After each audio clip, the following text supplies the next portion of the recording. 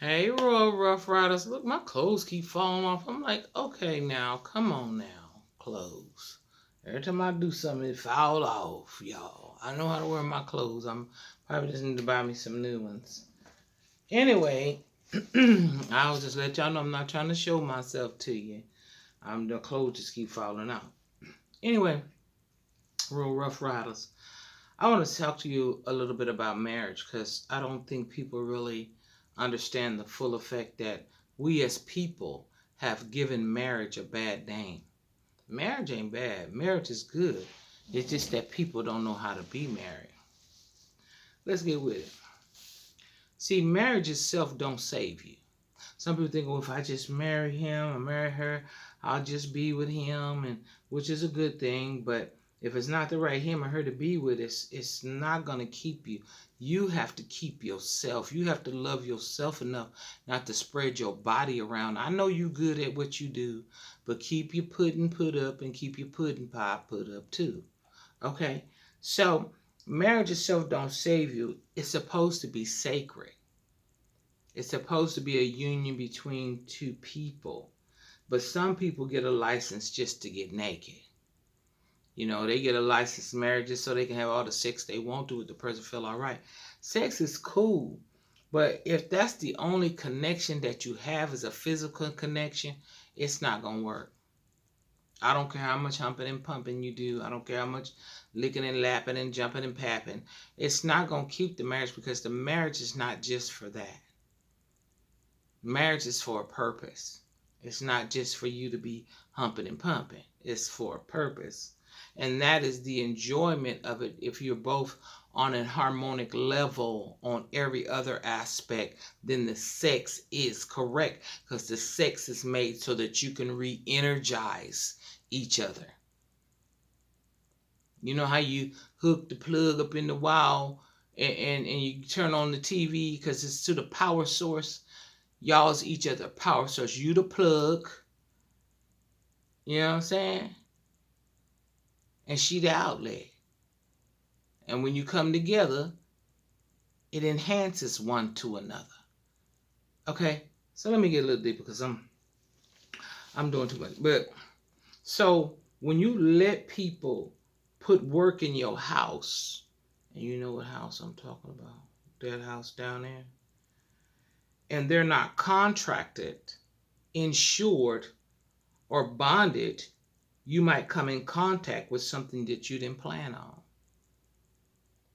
See, when you're a contractor, because all of marriage licenses is a contract, you don't really need marriage is not even the paper. Marriage is sex, consensual sex, sex that unifies you to do the purposeful thing that you do outside of the bedroom so that you can re energize each other in the bedroom. That's what it's for. So, like I said, if you're not insured or bonded, you might come in contact with something that you didn't plan on. Just like you insure or bond anything else before you allow work to be done. You got to make sure the person that's working on your house understands the plan. And I'm not speaking on marriage because, I'm not speaking on marriage because some people that are married, I'm not just talking about marriage saves you because I told you earlier it didn't.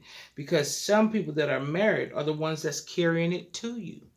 A lot of people get sexually transmitted diseases from their husband or their wife. So marriage don't save you. It's how the person views what marriage is and the meaning of marriage. It's sacred. You're not supposed to be with nobody outside of your husband or your wife. Now, I'm going to say this. If you feel like you can no longer be faithful, then put him or her away and do your thing from day to day. But don't cause anybody else to fall into something because you can't walk. You can't walk with integrity. So you're going to fall in some stuff and you're going to cause everybody else to fall because you have no integrity. You don't know how to walk. You just keep falling. Every time you get up, you keep falling.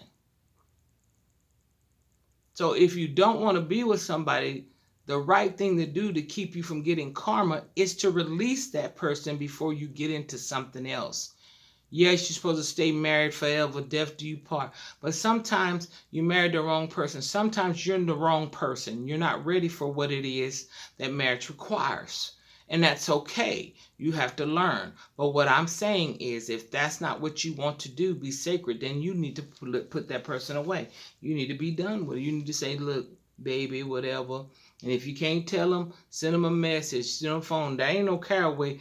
I'm just saying, because everybody you can't talk to on a mature level, because they'll try to fight you or hurt you because you want to be free of whatever it is you want to be free on and do whatever it is you want to do.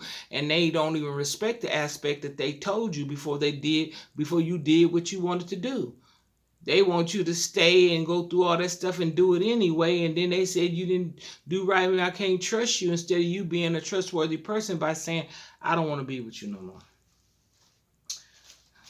So anyway.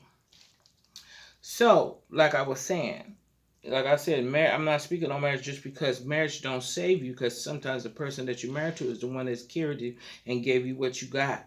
I'm speaking on someone who knows. Some people out there truly knows what it means to be joined together. To be joined together, that means we are never apart. Even through distance. If you really know marriage, you ain't never apart. That's why you gonna hold yourself up to a high standard, whether you with your husband or wife or not. Because you love yourself. Because you are joined together. So what affects you affects me. What affects me affects you. So you can't do nothing that ain't gonna affect me. Even if you covered yourself and you never gave nobody STD, you still bringing the spirit of that person there within this realm of the marriage, and it's going to cause it to break up, because now you have added someone in only something that's supposed to be between two people, if you believe in monogamy. So anyway, and even if we're far away from each other, I can feel you and you can feel me if you have that connection. So you know what it says in the Word of God. It says, if you break the hedge, the serpent will bite you. It's in Ecclesiastes 10 and 8. And a marriage is a hedge of protection if you were with the right person. Sometimes you with the wrong person and they is the serpent. I'm not calling nobody a serpent, but that's what it is, because they created an entrance for somebody to come in to bite you.